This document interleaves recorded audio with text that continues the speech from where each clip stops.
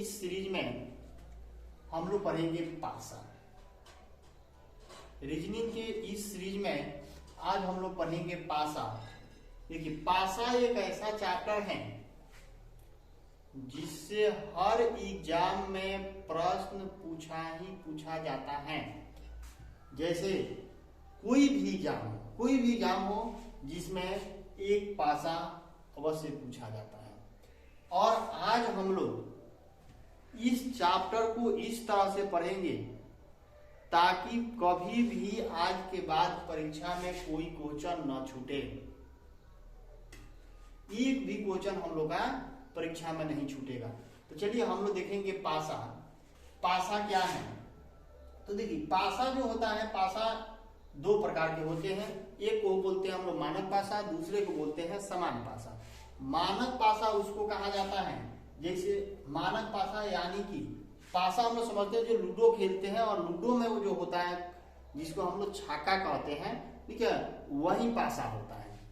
अब पासा में हम लोग कितने फलक को देखते हैं? हम लोग ऊपर से जो है एक तरफ से हम लोग 3 फलक को देखते हैं, और 3 फलक जो है हमें दिखाई नहीं देता है। पासा में हम लोग 3 फलक को देख पाते हैं, और 3 फलक जो दिखाई नहीं देता है जो पीछे की ओर होता है, यानी कि एक पासा में कितने फलक होते हैं? 6 फलक होते हैं। तो इसमें हम देखेंगे कि मानक पासा क्या है। जब दो निकटवर्ती अंकों का योग अगर 7 आता है तो उसको हम लोग कहेंगे कि समान पासा है। अगर दो निकटवर्ती अंकों का योग अगर 7 नहीं आता है तो उसको हम लोग कहेंगे कि वो मानक पासा है। अब देखिए, मानक पासा में क्या होता है? मानक पासा जो होता है, मानक पासा में होता है कि अगर एक ऊपर है तो नीचे 6 होगा, ऊपर 2 है तो नीचे 5 होगा, ऊपर 3 है तो नीचे 4, ऊपर 4 है तो नीचे 3, अगर ऊपर 5 है तो नीचे 2, ऊपर 6 है तो नीचे 1। ये मानक पासा में हो गया। जैसे अगर कह दिया जाए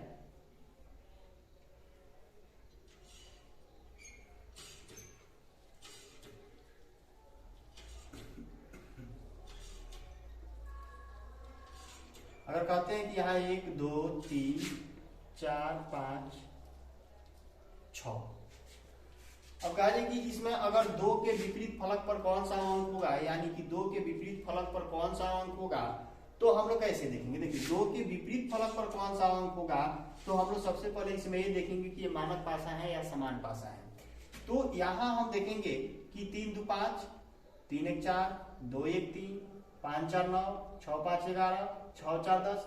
किसी को 2 निकटवर्ती अंकों का योग 7 नहीं आ रहा है, यानी कि यह कौन सा पासा है? मानक पासा है। इसमें पूछा जाए कि ये 3 के विपरीत क्या होगा, तो अगर ऊपर 3 है तो नीचे क्या होगा? ऊपर 3 है तो नीचे जो होगा वो फिक्स है कि 1 आएगा। सॉरी, ऊपर 3 है तो नीचे क्या होगा? 4 होगा, यानी कि दोनों का जोड़ 7 होना चाहिए। अगर ऊपर 2 है तो नीचे क्या होगा? 5 होगा। अगर ऊपर 6 है तो नीचे क्या होगा? 1 होगा। समझ में आया ये फॉर्मूला? यानी कि मानक पासा वैसा पासा जिसके 2 निकटवर्ती अंक का योग 7 नहीं हो, तो हमेशा 2 विपरीत अंकों का योग जो होगा वह 7 होगा। चलिए, फिर इसमें अगला हम लोग देखेंगे। अगर मान लेते हैं कि अगर ऐसे आ जाए,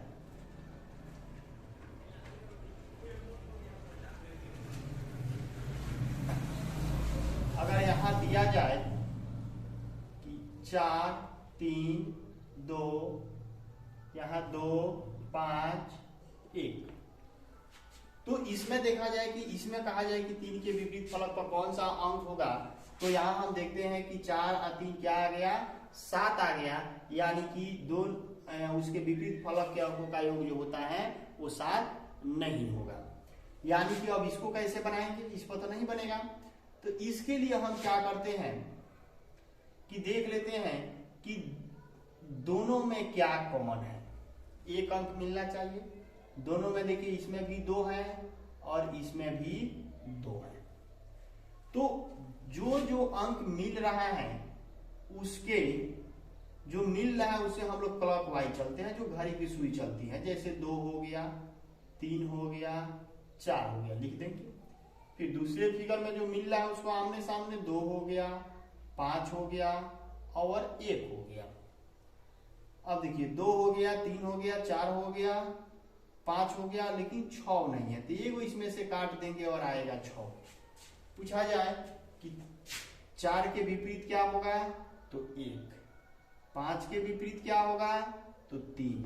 2 के विपरीत क्या होगा, तो 6 होगा। समझ में आया? चलिए फिर इस पर एक और हम लोग उदाहरण देखते हैं।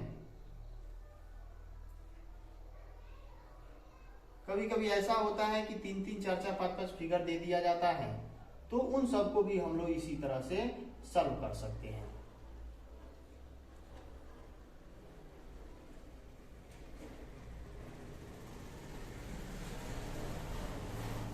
अब जैसे लिख दिया जाए 1, 2, 3, 4, 5, 3, फिर 2, 6, 5, इसको बनाना है। इसमें कह दिया जाए कि 3 के विपरीत क्या होगा, चाहे कहा जाए कि 4 के विपरीत क्या होगा, 2 के विपरीत क्या होगा, 6 के विपरीत क्या होगा। तो अगर 3 के विपरीत अगर पूछा जाए तो हम ऐसे देखेंगे कि किसी भी 2 फिगर को ले लेंगे जिसमें कम से कम अधिक से अधिक एक अंक ही कॉमन हो।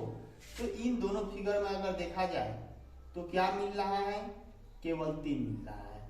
चाहे इस फिगर में देखा जाए तो क्या मिला दोनों में, केवल 2 मिला। चलिए इन दोनों को लेकर के हम बना देते हैं और इससे क्लॉकवाइज चलेंगे, यानी कि 3, फिर 1 और फिर ये क्या होगा 2। फिर यहां से चलेंगे 3, 4 और 5, यानी कि 2 के विपरीत क्या होगा, 5 हुआ। 4 के विपरीत क्या होगा, 1 हो गया। तो 3 के विपरीत क्या होगा, जो इसमें अंक नहीं है उसको लिख लेंगे, यानी कि कौन सा इसमें अंक नहीं है, 6 नहीं है। तो 3 के विपरीत क्या आएगा, 6 आएगा। किसी भी 2 फिगर को लेकर के हम लोग सॉल्व कर लेंगे और सबका आंसर हमें प्राप्त हो जाएगा।